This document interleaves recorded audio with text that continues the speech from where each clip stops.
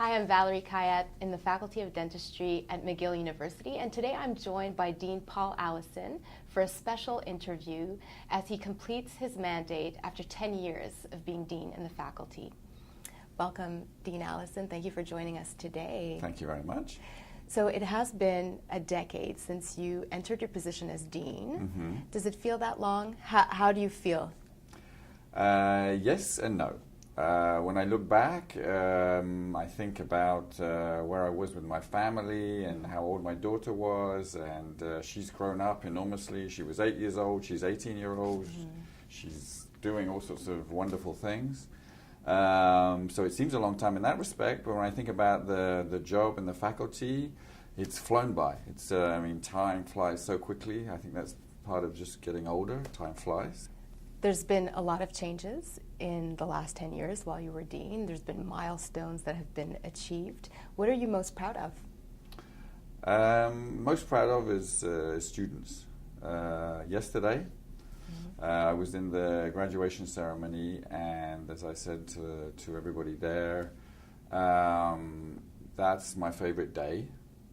Every academic year, graduation day is my favorite day, and one feels really proud to be part of a faculty which is producing such amazing young dentists and graduate students. Students are the sort of constant pride. Other things I think for which I and we are proud is our community service. So we do so much in that area. We can do more. We want to do more, but I'm very proud that we've set up the Gym Learn Clinic at Welcome Hall, that we've set up this pediatric clinic for kids, refugee kids, and that we've continued with the mobile clinic and the summer clinic, and there are all sorts of other initiatives as well. So I think that's wonderful. And I guess, yes, this space here is something that we're very happy with. You came into this position as a researcher, and you kept on teaching during your deanship, but you did a lot of learning as well. And what would you say would be the piece of advice that you would give yourself now as you complete your mandate to yourself 10 years ago? Communication. Communication.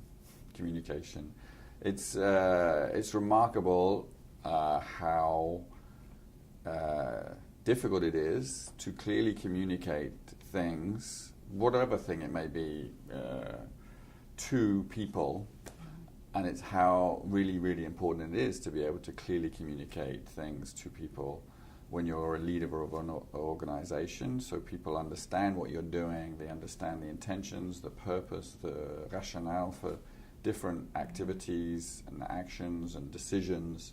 When you came into this position, you were coming from the research background. What would you say that being dean for 10 years has enriched or informed your perspective as a researcher as you head into a new chapter of your career now? Yes, it's helped. It's helped in me understanding the different ways different organizations are involved in the profession of dentistry, in the delivery of healthcare. Right. And my area of interest is public health, so that kind of fits with my area of interest in trying to move those sort of organizational, system level, population level things forward. We're at 1 month of your departure, temporary departure, as you end your deanship. What are you most looking forward to doing? Nothing.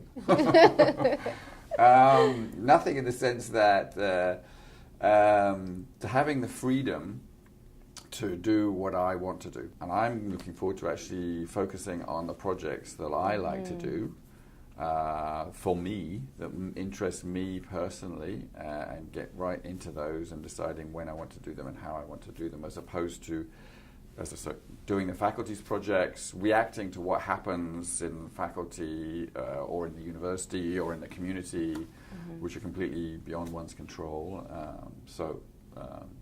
I think that's what I'm looking forward to. We've talked a lot about the challenges and the responsibilities of being dean. Is there something you'll miss? Is there something I'll miss? I'll miss the lunchtime. I'll miss lunchtime. Can you tell us why? So, those of us who are up on the 5th floor, who have lunch fairly regularly in the kitchen area, there have been some amazing discussions over the years up here. And I encourage all of you to come to the lunchtime kitchen up on the 5th floor if you can, to get involved in some of these discussions about so many amazing things. We've had a lot of laughs. So that's something I'll definitely miss, actually. And I'm sure you will be missed as well. I'm sure. Although I come back from time to time, of course. Yes. Well, we want to thank you for your time today, for taking the time to speak with us. Pleasure. Dean Allison.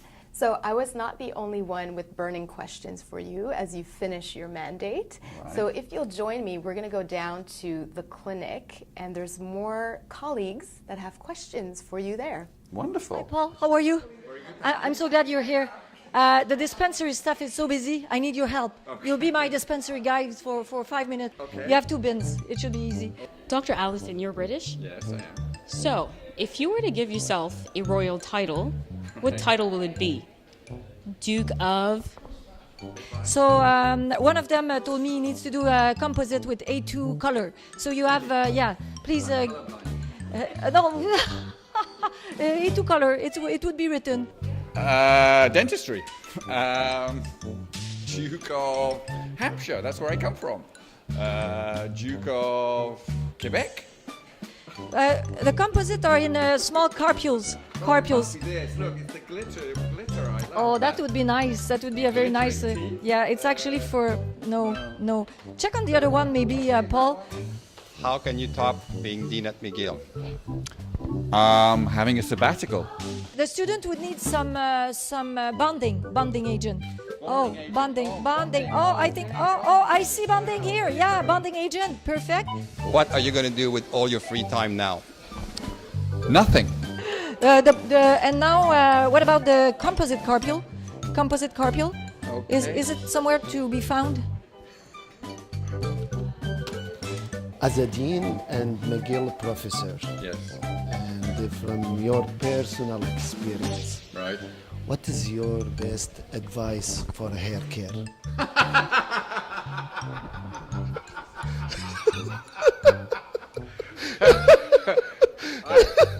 Oh, I think it's black and blue. Oh, right. Is that it? Oh yeah, it's there. Thank you so much. The composite carpule, A2. It's A2. You're lucky. It's A2.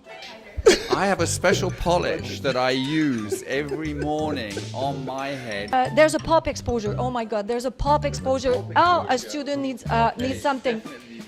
As you know, I meet with some of the students when they have concerns and questions about the program, and one of the issues that has come up recently is that they're noticing you meeting with Dr. Imami quite often, and they're wondering if you're showing her your dance moves. Yeah, I've tried. I think it's yellow. Pulp exposure. Oh, maybe so. Maybe some terracal. That would be nice. But what about the tip that goes on the syringe? There should be a tip. A black tip on the black terracal. That's fine. Oh, that's perfect. My question is, would you like to share one of your dance moves with us? Absolutely. But I need some music. You want to do a sealant? Okay, someone wants to do a sealant there. Sealant. Oh, let's clean the tooth first with some pumice. Yeah, sealant. Let's clean. Oh, but yeah, thank you. You're so fast, so efficient. It's a bit conservative. That's not quite it. What about some edge? What about some edge? We already used the edge. Yes, Was that the edge? but let's use a new one. Okay, We don't want cross-contamination. Perfect.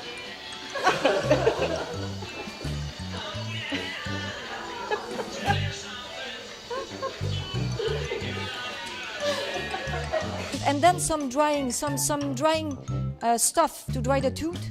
Some pink glittery. Yeah. Oh, yeah. That could dry a tooth. Yeah, that dries a tooth. Yeah. By the way, I'd just like to say I love your shirt. Where do you get your shoes from? We're missing the sealant. Ah, the sealant. itself. Okay, that's dual cure. Which office do you have your eyes on after coming back from sabbatical? Actually, I don't have an office, but I'd really like. No. No. Is that the? Oh, I think we're getting close here. Maybe they'll build me another office with a view across Sherbrooke. We could do that. Opaque white, Fisher sealant. There you go. Sealant. But what about the tips? We need For some God's tips. sake, there's more. Bon.